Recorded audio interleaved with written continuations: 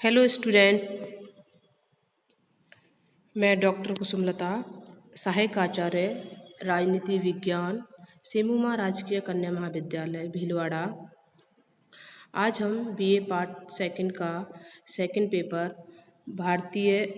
Paper में भारतीय संविधान के प्रमुख लक्षण या विशेषताओं के बारे में अध्ययन करेंगे। भारतीय संविधान के प्रमुख लक्षण या विशेषताएं। फर्स्ट है लोकप्रिय प्रभुसत्ता पर आधारित संविधान। भारतीय संविधान लोकप्रिय प्रभुसत्ता पर आधारित संविधान है, अर्थात यह भारतीय जनता द्वारा निर्मित संविधान है तथा संविधान द्वारा अंतिम शक्ति भारतीय जनता को ही प्रदान की है। इसलिए भारतीय संविधान की प्रस्तावना में कहा गया है कि हम भारत के लोग दृढ़ संकल्प होकर अपनी संविधान सभा में आज दिनांक 26 नवंबर 1949 को एकता द्वारा इस संविधान को अंगीकृत, अधिनियमित और आत्म अर्पित करते हैं। दूसरा है निर्मित, लिखित और सर्वाधिक व्यापक संविधान। भारत में संविधान का निर्माण एक विशेष समय पर एक विशेष संविधान सभा के द्वारा किया गया है, अर्थात भारत के संविधान का निर्माण एक संविधान सभा के द्वारा लिखित रूप में किया गया है। भारत का जो संविधान है वो विश्व का सबसे लंबा लिखित संविधान है। मूल संविधान में कुल 395 अनुच्छेद, 22 भाग और 8 अनुसूचियाँ थी, लेकिन समय के साथ साथ उसमें कुछ अध्याय जोड़ दिए गए। संविधान के मूल पाठ को 22 भागों में विभाजित किया गया था। इसके अतिरिक्त इसमें 4 भाग और जोड़े गए, भाग 4 के, भाग 14 के, भाग 9 के और भाग 9 खे।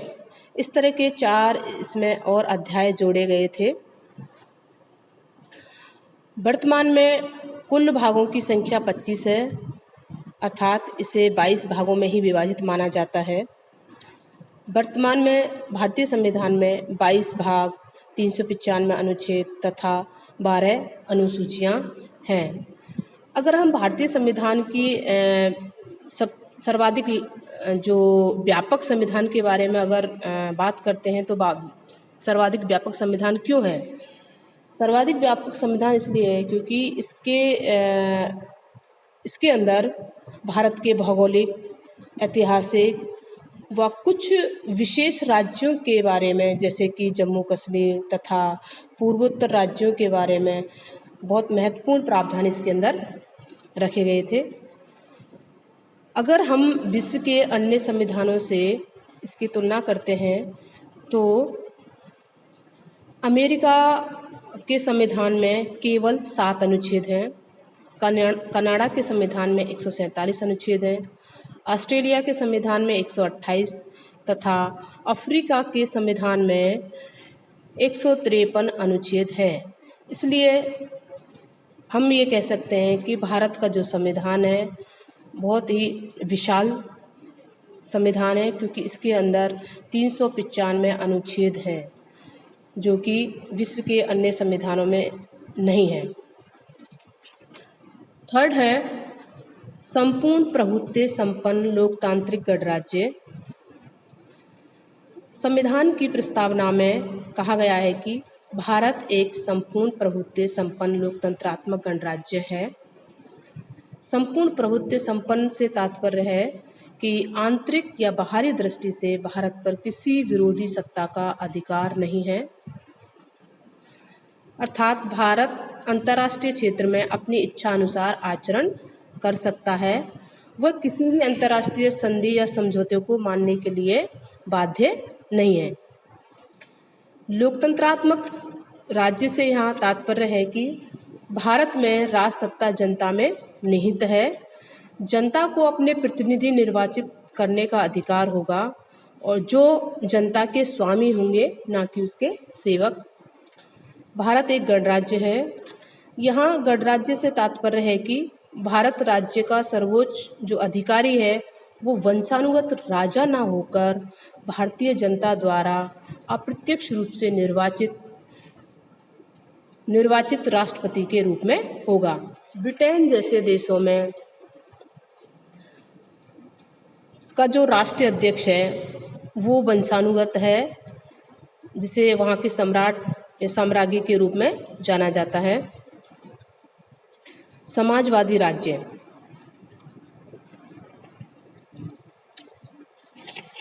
समाजवादी जो शब्द है वो भारतीय संविधान में मूल रूप से नहीं था, लेकिन 42वें संविधान संशोधन के द्वारा भारतीय प्रस्तावना में भारत को समाजवादी राज्य घोषित किया गया है। धर्मनिरपेक्ष पंथनिरपेक्ष राज्य, धर्मनिरपेक्ष पंथनिरपेक्ष राज्य से तात्पर्य है कि राष्ट्र का कोई विशेष धर्म नहीं होगा, सभी धर्म समान हैं, वो किसी विशेष धर्म की ओर अपना विशेष ध्यान नहीं लगाएगा। धर्मनिरपेक्ष राज्य धर्म विरोधी नहीं होता है और ना ही वह धर्म के प्रति उदासीन रहता है। उसके द्वारा धार्मिक मामलों में तटस्थता की नीति को अपनाया जाता है। इसलिए भारतीय संविधान की प्रस्तावना में 42वें संविधान संशोधन के द्वारा धर्मनिरपेक्ष शब्द को जोड़ा गया है। भारतीय संविधान में कठोरता और लचीलेपन का समन्वय। संशोधन प्रणाली के आधार पर संविधान दो प्रकार के होते हैं, कठोर संविधान तथा लचीला संविधान। लचीला संविधान उस संविधान को कहते हैं जिसमें साधारण कानून और संवैधानिक कानून में अंतर नहीं किया जाता है और संविधान में विधि निर्माण की साधारण प्रक्रिया के आधार पर संशोधन किया जाता है, जबकि इसके विपरीत कठोर संविधान में संवैधानिक संशोधन के लिए साधारण कानून निर्माण से भिन्न तथा जटिल प्रक्रिया को अपनाया जाता है। भारतीय संविधान में अनुच्छेद 368 के द्वारा संविधान में संशोधन की प्रक्रिया का उल्लेख किया गया है। संविधान में संशोधन की जो प्रक्रिया है वो अनुच्छेद 368 के माध्यम से दो प्रकार की है। विशेष बहुमत, जिसमें कुल सदस्यों के उपस्थित व मतदान में भाग लेने वाले सदस्यों का 2/3 बहुमत। दूसरा है विशेष बहुमत और कुल राज्यों के आधे से अधिक राज्यों द्वारा अनुमोदन। इस दृष्टि से भारतीय संविधान कठोर संविधानों की दृष्टि में श्रेणी में आता है, क्योंकि यहाँ साधारण कानून निर्माण की प्रक्रिया के अलावा दो प्रकार की अन्य विशेष प्रक्रियाओं को इसमें अपनाया गया है। इसलिए भारतीय संविधान के अंदर कठोर और लचीले दोनों ही संविधानों की विशेषताओं का समावेश किया गया है। संसदात्मक शासन व्यवस्था। व्यवस्थापिका और कार्यपालिका के पारस्परिक संबंध के आधार पर दो प्रकार की शासन व्यवस्थाओं का वर्णन किया जाता है, संसदात्मक शासन व्यवस्था और अध्यक्षात्मक शासन व्यवस्था। भारत में संसदात्मक शासन व्यवस्था को अपनाया गया है। संसदात्मक शासन व्यवस्था में कार्यपालिका और व्यवस्थापिका परस्पर संबंधित होती हैं और कार्यपालिका का जो निर्माण है वो व्यवस्थापिका में से किया जाता है। इसीलिए कार्यपालिका व्यवस्थापिका के प्रति उत्तरदायी होती है। भारतीय संविधान निर्माताओं द्वारा संसदात्मक शासन प्रणाली को अपनाने का जो कारण था वो यह है कि संसदात्मक शासन प्रणाली की क्रियान्विति सरल होती है और भारत के लोग ब्रिटिश शासन के अंतर्गत संसदात्मक शासन प्रणाली के सिद्धांत और व्यवहार का पर्याप्त ज्ञान प्राप्त कर चुके थे। इसीलिए उन्होंने भारतीयों के लिए संसदात्मक शासन प्रणाली को अपनाया। एकात्मक लक्षणों सहित संघात्मक शासन प्रणाली। भारतीय संविधान के प्रथम अनुच्छेद में कहा गया है कि इंडिया अर्थात भारत राज्यों का एक संघ होगा, अर्थात भारत में संघात्मक शासन प्रणाली को अपनाया गया है, जिसमें केंद्र और राज्यों में शक्तियों का बंटवारा किया गया है। संविधान लिखित और कठोर है। इसके साथ ही स्वतंत्र न्यायपालिका को भी अपनाया गया है। इस प्रकार भारत में संघात्मक शासन व्यवस्था स्थापित की गई है, किंतु इसमें कुछ ऐसे तत्व भी हैं जिनसे इसका झुकाव एकात्मक शासन की ओर होता है, जैसे इकहरी नागरिकता, इकहरी न्यायपालिका, अखिल भारतीय सेवाएं, राष्ट्रपति द्वारा राज्यों के राज्यपालों की नियुक्ति, संसद द्वारा राज्यों के नाम, क्षेत्र तथा सीमाओं में परिवर्तन आदि। ऐसी विशेषता हैं जो संघात्मक शासन व्यवस्था के साथ साथ एकात्मक शासन व्यवस्था के लक्षणों को प्रकट करती हैं। संसदीय प्रभुता तथा न्यायिक सर्वोच्चता में समन्वय। भारतीय संविधान की एक प्रमुख विशेषता यह है कि संविधान में इंग्लैंड की संसदीय प्रभुसत्ता तथा संयुक्त राज्य अमेरिका की न्यायिक सर्वोच्चता के मध्यम मार्ग का अनुसरण किया गया है। ब्रिटेन में व्यवस्थापिका सर्वोच्च है, अर्थात ब्रिटिश पार्लियामेंट द्वारा निर्मित कानून को किसी भी न्यायालय में चुनौती नहीं दी जा सकती। इसके साथ ही अमेरिका के संविधान में न्यायपालिका की सर्वोच्चता के सिद्धांत को अपनाया गया है, जिसका अर्थ है कि न्यायालय संविधान का रक्षक और अभिभावक है और न्यायालय संघीय व्यवस्थापिका अर्थात कांग्रेस द्वारा निर्मित कानून या कार्यपालिका द्वारा दिए गए आदेशों का परीक्षण कर यह निश्चित करती है कि कोई विधि या आदेश संविधान के उपबंधों के विरुद्ध तो नहीं है। संविधान का उल्लंघन करने वाली विधियों तथा आदेश संविधान के उपबंधों के विरुद्ध हैं तो न्यायपालिका उनको अवैध घोषित कर सकती है। न्यायपालिका की इसी शक्ति को न्यायिक पुनरावलोकन की शक्ति भी कहा जाता है। भारत में संसदात्मक व्यवस्था को अपनाकर संसद की सर्वोच्चता को स्वीकार किया गया है, लेकिन इसके साथ ही संघात्मक व्यवस्था को भी भारत में अपनाया गया है, जिसके अनुसार न्यायालय को संविधान की व्याख्या करने तथा उनकी विधियों और आदेशों को अवैध घोषित करने का अधिकार दिया गया है जो संविधान के विरुद्ध हों। इस प्रकार हम कह सकते हैं कि भारतीय संविधान में जो संसदीय प्रभुता तथा न्यायिक सर्वोच्चता में समन्वय है।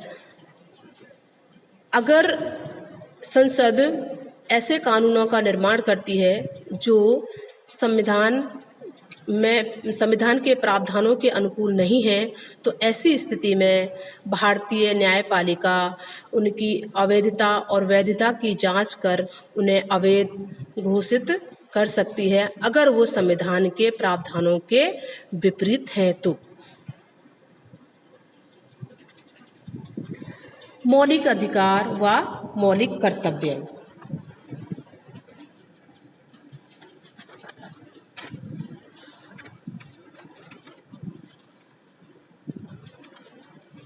मौलिक अधिकार व मौलिक कर्तव्य।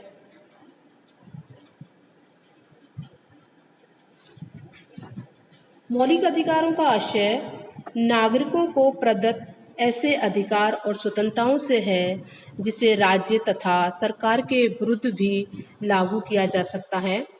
वर्तमान में संविधान द्वारा नागरिकों को 6 प्रकार के मौलिक अधिकार प्रदान किए गए हैं।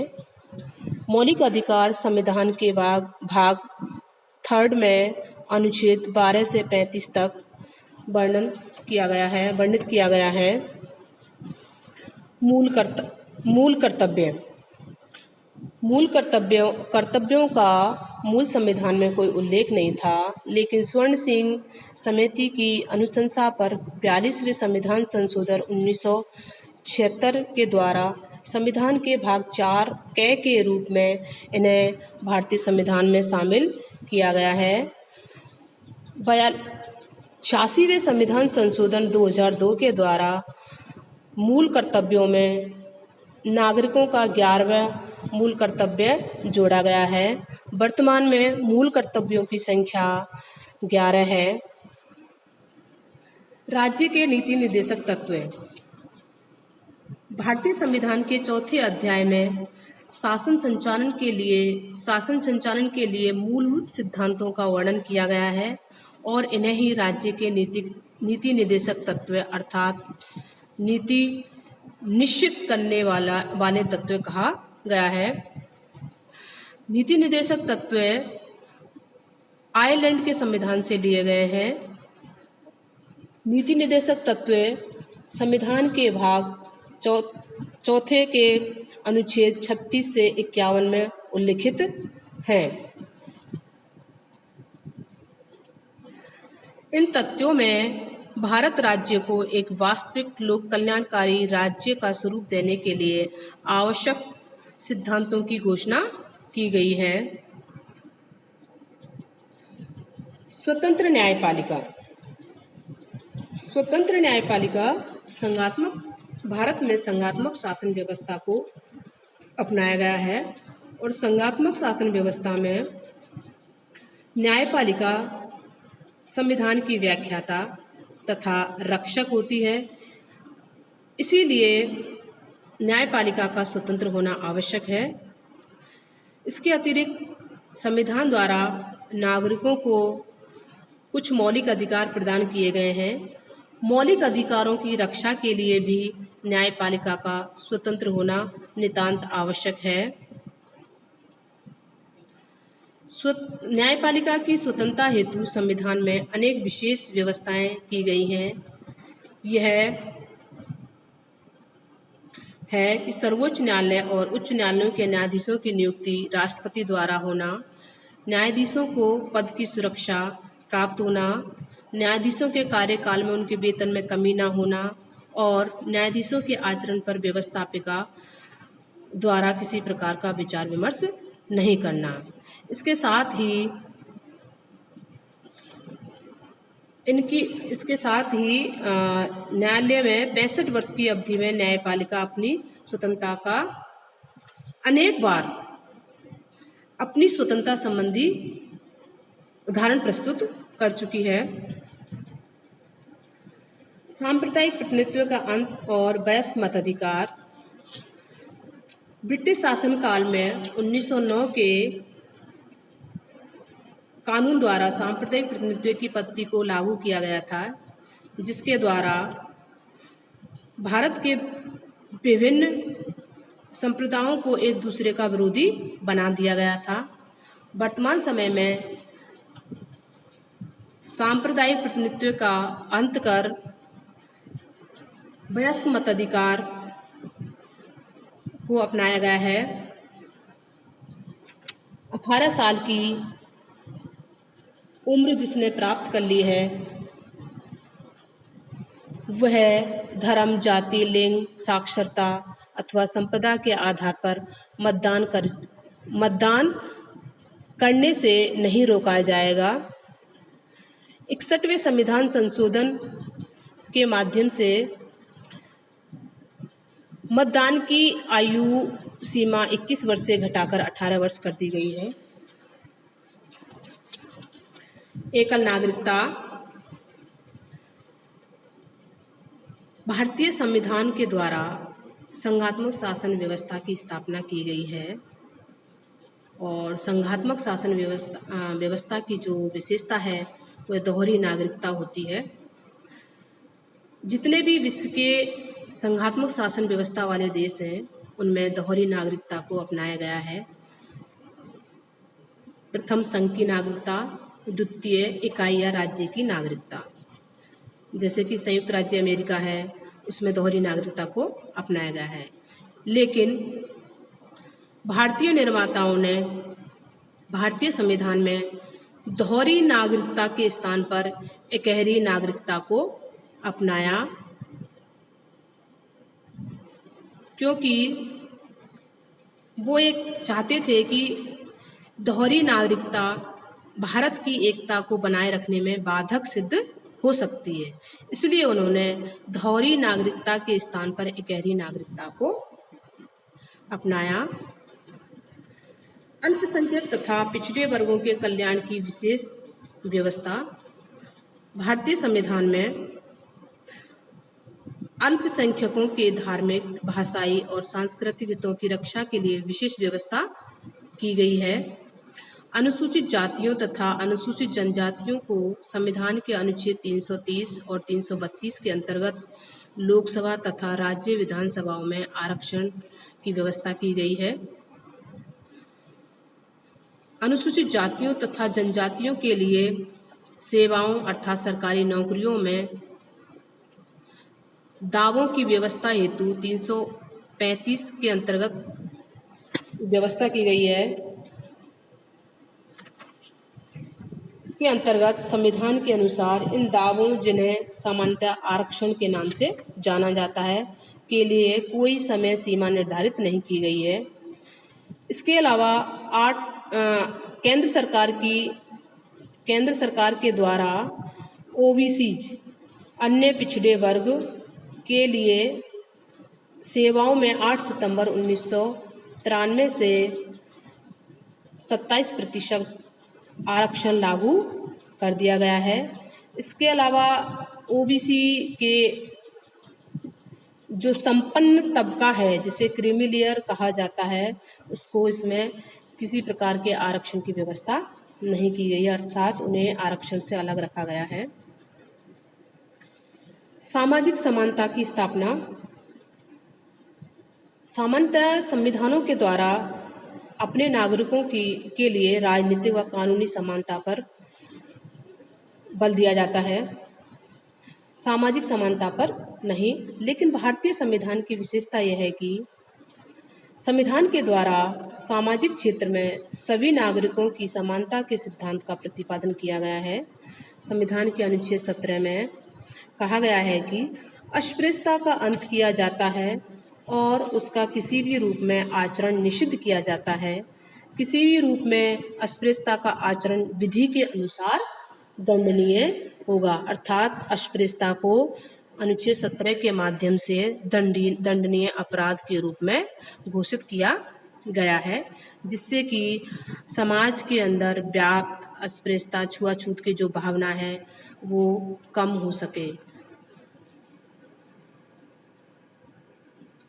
कल्याणकारी राज्य की स्थापना का आदर्श। संविधान के नीति निर्देशक तत्वों के अध्ययन से यह स्पष्ट हो जाता है कि संविधान निर्माताओं द्वारा भारत के लिए एक आदर्श निश्चित किया गया है, और वह आदर्श है कल्याणकारी राज्य की स्थापना। भारत की केंद्रीय और राज्य सरकारें भारतीय नागरिकों को भोजन, वस्त्र, निवास, शिक्षा और स्वास्थ्य की अधिकाधिक सुविधाएं प्रदान करें, उनके जीवन स्तर को ऊंचा उठाए और उनके द्वारा अधिक से अधिक संभव सीमा तक आर्थिक समानता की स्थापना की जाए। अंतिम इसका जो बिंदु है वह एक राष्ट्रीय भाषा की व्यवस्था। राष्ट्रीय एकता को सुदृढ़ करने के लिए हमारे संविधान में हिंदी को देवनागरी लिपि में भारत की राष्ट्रीय भाषा घोषित किया गया है। इसके साथ ही संघीय सरकार के सभी कार्यालयों में संविधान लागू होने के 15 वर्ष बाद तक अंग्रेजी के प्रयोग की आज्ञा दे दी गई है। संसद के द्वारा 15 वर्ष बाद भी आज्ञा जारी कर अंग्रेजी के प्रयोग की अनुमति दी जा सकती है। 1965 में सहभाषा विधेयक पास कर अनिश्चित काल तक हिंदी के साथ अंग्रेजी को जारी रखने की अनुमति दी गई है।